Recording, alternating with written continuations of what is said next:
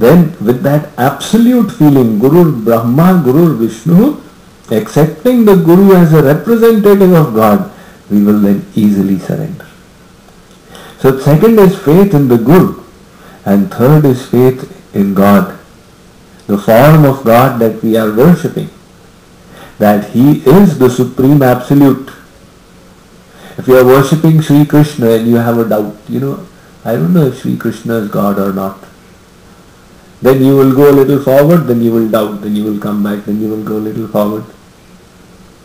So the Hindu viewpoint is that God is all powerful. Because He is all powerful, He has the power to take on as many forms as He likes. So Sri Ram, Sri Krishna, Vishnu, Shiv, they are all different forms of the Supreme Absolute. There is no difference. You can worship Him in the form you wish. But we choose to worship Him as Sri Krishna because it has many advantages. In His Sri Krishna form, He is supremely attractive. It's a supremely attractive form. So it's easy to attach the mind to Him. And then there are so many wonderful pastimes related, the Krishna Leelas. So you take advantage of that to increase your love. Initially, to turn the mind to God, mere form is not enough. The Leelas are also necessary. You take advantage of that and the mind goes there. So the Krishna Leela, his pastimes are so sweet that it becomes easy to engage in devotion. He's stealing butter and he's doing the rahas, etc. Besides, you don't even have to look on Him as God. You can make Him your friend. You can make Him your child. You can make Him your master. You can make Him your beloved. Using these bhavs, these sentiments, you can enhance your love and deepen your relationship with Him. So faith that the form of God, my Ishtadev, is the Supreme Lord, this staunch faith. Now somebody asked me, Swamiji, what about Radha? Who is Radha? We can understand God, but who is Radha? So Radha is the divine energy of God.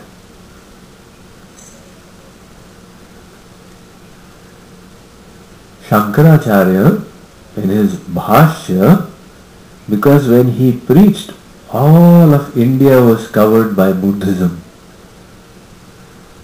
The Buddha had made the entire country Buddhist. So in that environment, Shankaracharya came. Now how to preach the Vedic knowledge? So he did not emphasize the personal form of God. He only emphasized the formless and said God is avyakta shakti rahit Brahma. He has got no shaktis, no powers, no attributes, no forms, no virtues, nothing. He is only existence of knowledge, bliss and eternality. Satchidanand Brahma. But an incident took place in Shankaracharya's life. When he was residing in Kashi, he used to go daily for a path to Manikarnika Ghat, the bathing place, with his disciples. One day, one woman, with the dead body of her husband in her lap, was sitting blocking the path. Shankaracharya requested, Mother, please give way. She was crying, why did this happen? He requested more loudly. She refused to pay attention. Finally, out of a little annoyance, he said, Mother, what will happen by crying? Your husband has left. She suddenly turned around. She said, Acharya, why are you telling me? Tell my husband to get up, empty the way, go away. Shankaracharya said, Mother, are you crazy? That is a dead body. It has got no shaktis, no powers. How will it just clear the way like this? The lady said, Acharya, you have described in your Vedanta Bhashya that Bhagavan or Brahma has got no Shaktis, no powers. He is only Avyakta Shakti Rahit Brahma. But God has created this world. Can God create this world without Shaktis, without powers? Anything to do you need powers. And if God can create this world without powers, to prove it, you make this dead body move and give way. Shankaracharya was shocked. Who is this woman? She has found a flaw in my bhashya, my commentary. He said, when I had engaged in Shastrat, scriptural debate with Vedavyas, he could not defeat me. Before Shankaracharya began preaching, at the age of 16, actually 14, he went to Badrikashram and went further ahead to Uttar Badri. It was a snow-bound path on the mountain. So Vedavyas, who is a Chiranjeevi, descended from above. They sat there on the snow and engaged in debate. For 7 days, Vedavyas could not defeat him. They extended it for another 7 days. Vedavyas could still not defeat him. So then Vedavyas blessed him. Sarvatra Vijayi Bhava. My son, you are competent, you will succeed. Go and preach. Shankaracharya said that Vedavyas could not defeat me. This one woman has found a defect. Who is she? He blinked his eyes. He opened them, the whole scenario had changed. Instead of the woman, the dead man was gone. Mother Durga was seated on a lion. Shankaracharya immediately understood. He lay down there in obeisance and offered his praises in sophisticated Sanskrit. That is the Saundarya Lahari which is famous nowadays, in praise of Mother Durga. So he said that God is the creator, but he creates through his powers. And you are the divine power. Hence you are the cause of creation, maintenance, annihilation. So that is Mother Durga.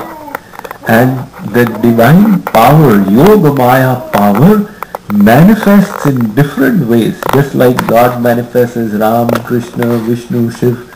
So the Yoga Maya power manifests as Sita, Radha, Kali, Lakshmi, Durga, Parvati. They are all different forms of the Divine Mother. And the principle the devotee keeps is that they are non-different from God. Just like a fire and its light are one with each other. You cannot remove the whiteness from the milk. The milk and its whiteness are one. So Shaktiman and Shakti are one. The energetic and his energy. Krishna is the energetic, Radhaji is his energy. Ram is the energetic, Sita is the energy. So they are one. But from the point of view of devotion, the position of Radha becomes more important because she is the Shakti. She will bestow her grace and then we will receive that devotion. So that is why in the path of devotion, the devotee approaches Krishna through Radha. Just like if you wish to please the mother and you start praising the mother. Oh, you're so nice. She will say, what are you talking? But you go and praise the child. You just shake his cheeks and say, oh, such a wonderful child. The mother will say, he's intelligent. He thinks my child is good. And the way to the mother's heart is by praising the child. Similarly, if you want to reach God directly, you start praising him, he says, all right. But if you approach through Radhaji, he is even more pleased. That is the attitude of the servant of God. Radhaji is the topmost servant. You are the servant of God. So So the devotee approaches in that humble attitude and pleases God even more. So that understanding of the form of God I am worshipping is the Supreme Almighty. These three faiths will solidify when you come to satsang. Your path, which three faiths? The first faith is your path of devotion.